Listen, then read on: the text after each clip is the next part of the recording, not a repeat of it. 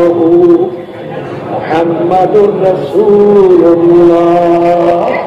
এই কালিমা পড়ছেন না পড়েন নাই? এর অর্থ কি?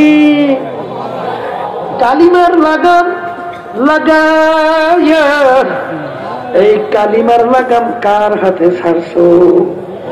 কেউ ছাড়ছে লন্ডনের প্লেয়ার, কেউ ছাড়ছে জর্জ ডব্লিউ বুশ, কেউ ছাড়ছে বাইডেন, কেউ ছাড়ছে বর্তমানে আবার কি ট্রাম্প। কথা ঠিক না? ঠিক আছে? ভুল করছি না ঠিক বলছি?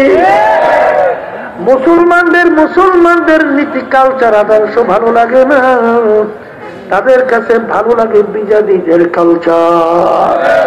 ও মুসলমান, তুমি মুসলমানের ঘরে জন্মগ্রহণ করতে পারো, কিন্তু আল্লাহ এবং আল্লাহ রসুলের কাছে তুমি মুসলমান পরিচয় লাভ করতে পারো না।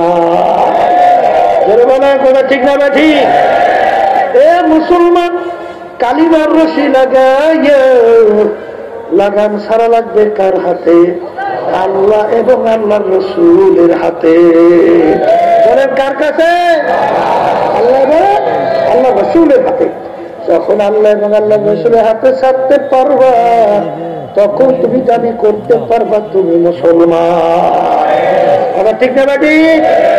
এই জন্য বাজানদেরকে বলবো, শোনেন, আমার আব্বাজান রহমাতুল্লাহি আলাইহি সুবহানাল্লাহ দেখছি বড় হওয়ার পরে, হ্যাঁ, একটা এই আমলের ব্যাপার, আমল মানে কাজ। একজনে বলতেছে, হুজুর এই আমলটা তো সুন্নাত তরিকা না, আমলটা তো শুনুন। আব্বাজান রহমাতুল্লাহ আলাইহি বলছিলেন যে আমার এখন পুরো স্মরণ নাই যেটা সুন্নাত তরিকা কিনা, তবে আসাতে যে কিরাম যখন কোরআন এবং হাদিস পড়াইতেন, পড়াবার সঙ্গে সঙ্গে আমার 3.5 হাত বডির মধ্যে আমি ওইটাকে ঠিক করে আমল শুরু করতাম। কি বুঝে কথা বুঝছে, শুনছে তো আমল শুরু করছে। পরবর্তীতে তালাশ করে দেখা গেল আল্লাহর কাছে ফজলুল করিম রহমাতুল্লাহি আলাইহি যে আমলটা করতেন সেটা সুন্নাত প্রমাণিত হয়েছে। সুবহানাল্লাহ বলেন না ভাই? হ্যাঁ, এই ছিল তাদেরই বিশ্বাস। আর তোমার আমার বিশ্বাসটা কেমন হয়েছে?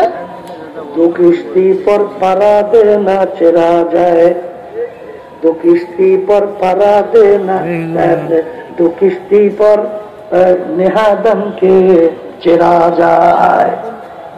কথা ঠিক না? এই দুই নৌকার ভিতরে কেউ যদি পাও লাগায়, দুই নৌকা যখন দুই দিকে সঙ্গে থাকে, তখন তোমার অবস্থা কি? মাঝখানে খাইয়া মরা ছাড়া কোনো গতি আছে?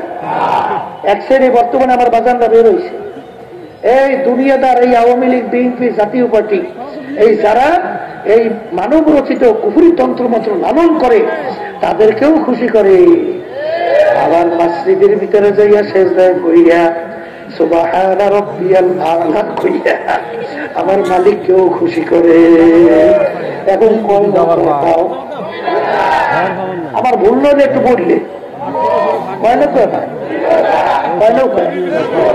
তোমার পালা কি?